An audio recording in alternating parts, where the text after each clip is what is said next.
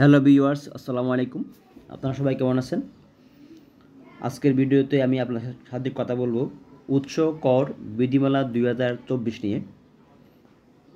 এই সংক্রান্ত বিধিমালা থেকেও আয়কর আইন আয়কর নিবন্ধন, আয়কর আইনজীবী নিবন্ধন পরীক্ষাতেও কোশ্চেন আসবে। চলুন আমরা শুরু করি। আজকে এই বিষয়ে কথা বলবো। কথা বলার আগে আরেকটা জিনিস আপনাদেরকে আমি স্পষ্ট করে বলি। আপনারা অনেকেই বলে থাকেন যে এই পিডিএফ ফাইলগুলো নেবেন বা কীভাবে পাওয়া যাবে বা লিঙ্কটা কীভাবে পাবো। আমি আজকে পরিষ্কার ভাষা বলে দিচ্ছি, এগুলো আপনারা আমার ভিডিও ডেসক্রিপশনে আমার মেল অ্যাড্রেস দেওয়া আছে। আপনারা ওখান থেকে আমার সাথে মেলের মাধ্যমে যোগাযোগ করবেন এবং আমি আপনাদেরকে এগুলো প্রোভাইড করবো সামান্য কিছু ফিয়ের বিনিময়ে। বিনা পয়সা দেওয়া বা সম্ভব না, এক কথা আমি বলে দিচ্ছি। কারণ প্রত্যেকটা জিনিস আলাদা আলাদা ওয়েবসাইট থেকে লিঙ্কগুলো এনে বা পিডিএফ করে গুছিয়ে সব কিছু একসাথে আপনাদেরকে দেওয়া, এটা আমার অনেক সময় নষ্ট হয়, আমার অনেক শ্রম লাগে। তো এটা আপনারা বুঝতে হবে, না বুঝলে আমার কিছু করার নাই। তো চলুন শুরু করি। উৎসকর বিধিমালা 2024 নামে অভিহিত হইবে। এটা কীভাবে আসলো এটা আমি আগে আপনাদেরকে একটু ক্লিয়ার করি। আয়কর আইন 2023-এর 343 নম্বর দ্বারায়, আয়কর আইন 2023-এর 343 নম্বর দ্বারায় এই সংক্রান্ত একটা নির্দেশ দেওয়া আছে যে বোর্ড চাইলে গেজেট আকারে কোনো কিছু বিধিমালা, বিধান, প্রবিধি এগুলো তৈরি করতে পারবে, যার কারণে এটা করা হয়েছে উৎসকর বিধিমালা 2024। ঠিক আছে। আর এই বিধিমালাটা কার্যকর হবে 1 জুলাই 2024 খ্রিস্টাব্দে। কারণ আমাদের লিখিত পরীক্ষায় 1 মার্কে 2 মার্কে কোশ্চেন আসবে, তো আপনাদের হয়তো কোশ্চেন করতে পারে যে উৎসকর বিধিমালা 2024 কখন থেকে কার্যকর হয়েছে বা হইবে। এটা হচ্ছে অ্যান্সার হবে 1 জুলাই 2024। এরপরে আইন, এখানে আইন বলতে অর্থ আইন, আয়কর আইন 2023-কে অভিহিত করা হয়েছে।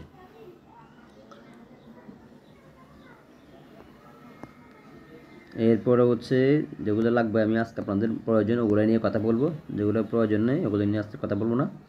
ধারা, উচ্চকর বিধিমালা 2024-এর ধারা বলতে আয়কর আইন 2023-এর যে কোনো ধারাকে বোঝাবে। ঠিক আছে। নির্দিষ্ট ব্যক্তি বলতে আয়কর আইন 2023-এর ধারা 140-এর দফা 3A সংজ্ঞায়িত নির্দিষ্ট ব্যক্তি। পরিশোধ, ব্যাংক ট্রান্সফার, বৃত্তিমূল্য, ওগুলো আপনারা একটু দেখে নেবেন। এরপর হচ্ছে আর উচ্চকরটা কি, এটা এখনও অনেকেই বোঝে না। আপনারা একটা জিনিস খেয়াল রাখবেন, আপনারা যখন কোনো কিছু কিনতে যান, সাপোজ জুতা কিনলেন, বাটা জুতা, ওখানে আপনার বাটা জুতার মূল্য যা, তার সাথে একটা ট্যাক্স কিন্তু কেটে থাকে, ট্যাক্স না, ওটাকে ব্যাট বলে আর কি। ব্যাট কিন্তু কেটে থাকে, ওটাকে বলে ট্যাক্স অ্যাড ব্যাট। যদি আমি এখানে কথা বলতেছি ট্যাক্স নিয়ে, ব্যাটটা বললাম এই জন্য কারণ এটা আপনারা প্রতিনিয়ত দেখেন, কিন্তু ট্যাক্স তো সবাই দেয় না, এই জন্য ট্যাক্সটা বললাম না। আর ট্যাক্স নিয়ে আমি আপনাকে বলবো, যারা জব করেন দেখবেন বিভিন্ন মাল্টি ন্যাশনাল কোম্পানিতে, ভালো ভালো কোম্পানিগুলোতে আপনার যদি 3 নাম্বার নাও থাকে, আপনার আয়ের উপর আপনার যে বেতনটা পাবেন ওই বেতনের উপরে ওনারা 10% ট্যাক্স কেটে রাখে। আর যদি আপনার 3 নাম্বার থাকে তখনও আইন অনুযায়ী 5% কাটবে। এই হচ্ছে আপনার 3 নাম্বার থাকা না থাকার পার্থক্য, বুঝছেন? এগুলো হচ্ছে উচ্চ কর, বা আপনার ইংলিশে বলে ট্যাক্স ডিডাকশন অ্যাট সোর্স, উচ্চ কর কর্তন। বাংলা বলে উচ্চ কর কর্তন, আর ইংলিশে বলে ট্যাক্স ডিডাকশন অ্যাট সোর্স, সংক্ষেপে বলে টিডিএস, বুঝছেন? তো এগুলো কয়েক প্রকার হয়ে থাকে, বিস্তারিত বলতে গেলে ভিডিও অনেক লেন্থ হয়ে যাবে। আমি আপনাদেরকে সংক্ষেপে বলি। আমদানি পর্যায়ে ট্যাক্স কাটে, উচ্চ কর কর্তন, তারপর যে প্রোডাকশন পর্যায়ে, এরপর হচ্ছে সরবরাহ পর্যায়ে। ঠিক আছে। এগুলো হচ্ছে কোম্পানি নিয়ে কথাবার্তা, ওগুলো আপনারা বিস্তারিত পাবেন, শিটে পাবেন, আমার লিঙ্কের মাধ্যমে যোগাযোগ করলে এগুলো পাবেন। ঠিক আছে।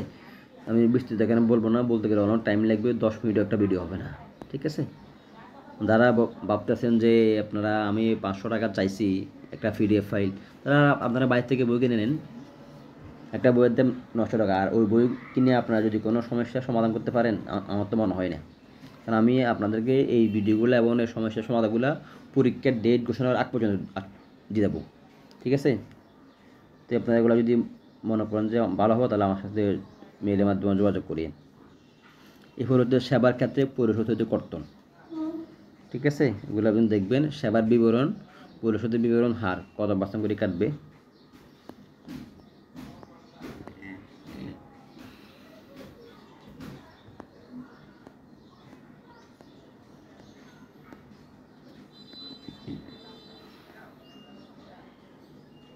এই যে অনিবেশী আয় হইতে কর কর্তন বা সংগ্রহ আইনের ধারা 119-এর অধীন যে ক্ষেত্রে কোনো নির্দিষ্ট ব্যক্তি বা দায়িত্বপ্রাপ্ত অন্য যে কোনো ব্যক্তি কোনো অনিবেশীকে এইরূপ কোনো অর্থ পরিশোধ করেন যাহা এই আইনের অধীন উক্ত নিবেশের জন্য করযোগ্য, সেই ক্ষেত্রে উক্ত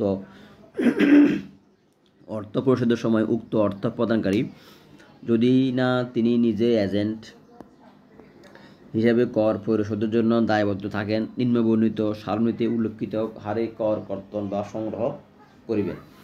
আচ্ছা, এটা হচ্ছে একটা সারণী দেওয়া আছে, এখানে চার্ট দেওয়া আছে। এই অনুযায়ী বর্তমান বছরে উচ্চ কর কর্তন করা হবে। ঠিক আছে, যারা অনিবেশী তাদের জন্য। এরপরে সম্পত্তি হস্তান্তর হইতে কর সংগ্রহ। বিভিন্ন জায়গাতে বা বিভিন্ন স্থানে বা প্লেসে কত পার্সেন্ট করে কাটবে ওটাও এখানে দেওয়া আছে একটা হার। এগুলা তেমন গুরুত্বপূর্ণ না, রেয়ার কেস, আর এগুলো মানুষ যখন করে তখন দেখেই করবে, মুখস্থ করার দরকার নাই।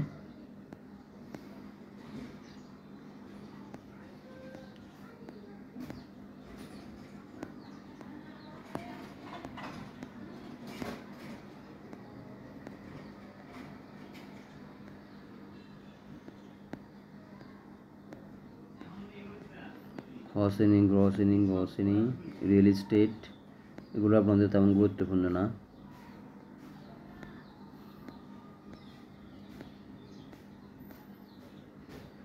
ঠিক আছে, এগুলো আপনাদের তেমন গুরুত্বপূর্ণ না। এই যে আমদানিকারক নিকট হইতে কর সংগ্রহ। কিছুক্ষণ আগে আমি এই কথাটা বলছিলাম যে আমরা আমদানি পর্যায়ে, প্রোডাকশন পর্যায়ে, তো উৎপাদন পর্যায়ে এবং সফর পর্যায়ে তিন ধাপে কর সংগ্রহ করা হয়। আইনের ধারা 120 মোতাবেক কর সংগ্রহের নিমিত্তে কাস্টমস কমিশনার অথবা অন্য যে কোনো যথোপযুক্ত কর্মকর্তার যে কোনো পণ্য আমদানির ক্ষেত্রে নিম্নবর্ণিত হার অনুযায়ী কর সংগ্রহ করিবেন। ঠিক আছে, দফা খ, গ, ঘ, ঙ, চ, চ, বর্গীয় জ এর বর্ণিত পণ্য ব্যতীত অন্যান্য আমদানিকৃত পণ্যের মূল্যের উপর 5% হারে নিম্নবর্ণিত সারণী একে উল্লেখিত পণ্য আমদানির ক্ষেত্রে আমদানিকৃত পণ্য মূল্যের উপর 1% হারে। এগুলো হচ্ছে এইচএস কোড। এইচএস কোড মানে harmonised code, harmonised system code. ঠিক আছে, এগুলো বিস্তৃত জানতে হবে। কোড অনুযায়ী এগুলো বিবেচনা করা হয়, দেওয়া হয়।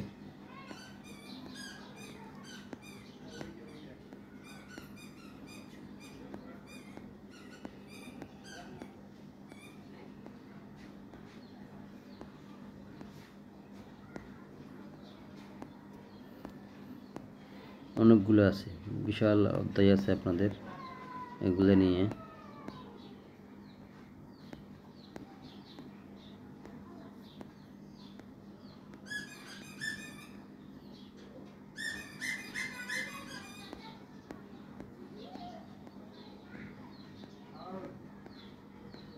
এগুলো মুখস্থ করা সম্ভব না, মুখস্থ করার দরকার তেমন এগুলো পড়ো না, দরকার তেমন একটা না এগুলো মুখস্থ করার।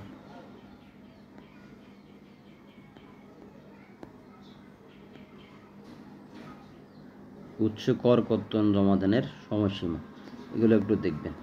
ঠিক আছে, এখানে 3টা অপশন দেওয়া আছে, 3টা অপশনগুলো একটু ভালো করে মুখস্থ করে নেবেন। এগুলো নিয়ে আমি পরে ভিডিও প্রকাশ করব ইনশাল্লাহ।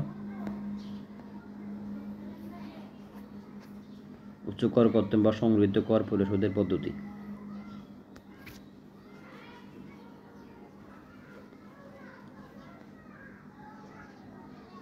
কর কর্তন বা আদায়ের সংক্রান্ত সার্টিফিকেট জারি।